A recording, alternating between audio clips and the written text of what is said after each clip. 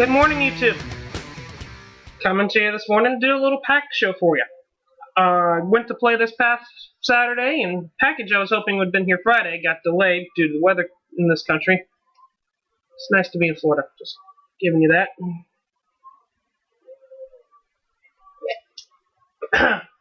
Anyway, what I had ordered was 2 Podpacks, one for me and one for a friend of mine.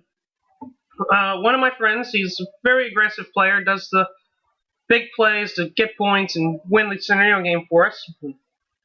He has been running a BT vest that had 2 pods on the back and 1 tank, but it had 6 pods up front. And he was finding that he tended to be a player that would spend more time crawling and trying to get into position to maybe get in, disable the bomb or whatever for the game. And having the pods in the front didn't suit that very well. He was always worried about breaking them, so he would spend less time doing that and more time on his feet or trying to crouch walk along. And he found that he didn't need that much paint on his person. So we decided we were just going to pick this up. These are $12.95. This is a Gen X Global 4+1. You can pick it up on A&S Gear. First, and I wish we could have gotten to play with it this weekend, but first analysis on this is actually, seems like it's going to be really good. It's got the got the elastic strap set up like what you'll see on a speedball marker harness. You got the 2 over and then the retention straps to tighten it up. I've tried it on. Fits very comfortably and actually extremely comfortable. The pods doesn't have the little pouch that I like that most of the harnesses have with a little zipper, so you can stick a couple extra bucks in there for air or paint. Luckily, my field runs some free air fill, so I wasn't worried about that. But the pods, actually, they got just one plastic strap over the top, and they actually pop out pretty well.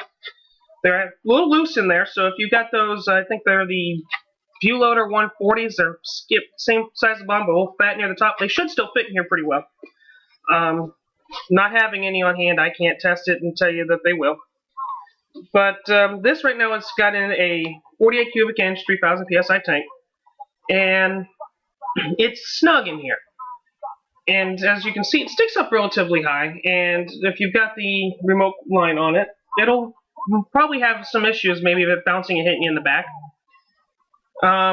You might be able to, if you're just switching up to compressed air, because this is a budget pack, and this is going to be your first style tank. It's going to be a budget tank. Might be time soon, if you find it very uncomfortable, to go ahead and find another pack. Or if you are using a hydration pack, that little bladder might actually save you a lot of discomfort. If you are really upgrading, if you can find a 48 cubic inch 4500 psi tank, one of the carbon wrap ones, should actually be much better off. I believe they are the same profile, maybe a little skinnier, a little shorter. One of my friends had one. I haven't seen it in ages, so don't quote me on it. But it may still work for you. Yeah, but most likely you'll be budget, so you'll be running CO2 still. And that'll fit just fine, nice and snug. If you have one of the peanut tanks, one of the 50 cubic inch 4500s, they won't fit. I already tried jamming this in there. Yes, I took the damn cover off. So, but this actually seems like it'll be a great budget pack for $12.95. Sturdy enough. The elastic seems good. Find out in a month or so after it finally gets to go out and play. But the other pack I ordered, and this actually has impressed me. These are, what was the invoice say for here? $18.95. And this is another Gen X Global. And yes, I'm not going to try to play the, oh, I've got the better gear game. I don't have to have HK Army. I don't have to have Die. I don't have to have Proto. I go with what works and what fits my budget, because I'd rather spend money on paint and going to play than on gear. And that's why you'll see a lot of old gear in my rig and a lot of stuff that I just kind of keep limping along, but it still works great. This one's another Gen X Global, and I do have something I can directly pair this against. I have what I end up wearing all weekend, an Empire one, 3 + 4 + 2. Same kind of thing. I can already see where the elastic's starting to wear on. This maybe is a pack maybe a year and a half old now. You got the same thing. As you can see, the pods don't exactly, unless you really get them jammed up in there, don't exactly eject by themselves. But and that same can be said on the Gen X Global. These are all empty pods right now, so they're not going to eject very well. But you got to get them pushed all the way up in there to get them to pop out, like if you want them to really just shoot out at you. Personally, I don't like that. You wear out the elastic faster, and if you're in the woods and they just pop out, they're hard to find. Especially here in Florida, lots of palmettos. They're going to drop in amongst the roots. You're going to have to dig around for a little bit to get them. But I'm actually really happy with this Gen X one so far. The back seems to be a bit more rigid, just as cushioned as the Empire. But it's a little more rigid, and I like that a little bit more. You're in the woods, you do a lot of crouching all day long. It actually becomes more of a back brace than it does an actual pod pack.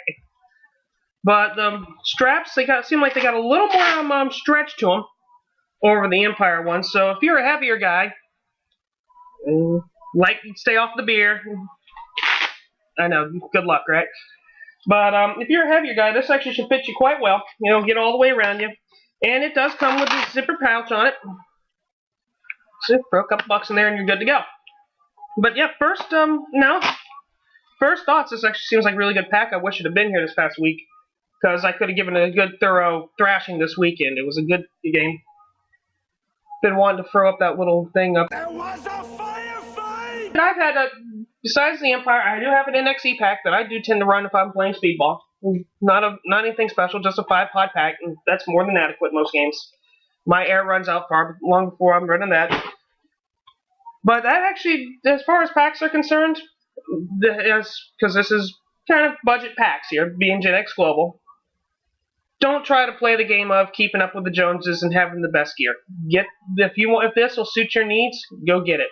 They seem to be very well made. I'll come back to this in a month after I get to try them again. But there's things I know. Economy's tight right now. People are really budget balling more than ever. And when this past weekend, I saw plenty of kids out there that are not 15, 16, somewhere around 10 and 12 years old. And I have nothing bad to say about them as players. Some of them are actually really good, real gung-ho. But I know if anybody's going to be on a budget, they will be on a budget. So if you're looking, look at these. Don't shy away from them because they're not name brand.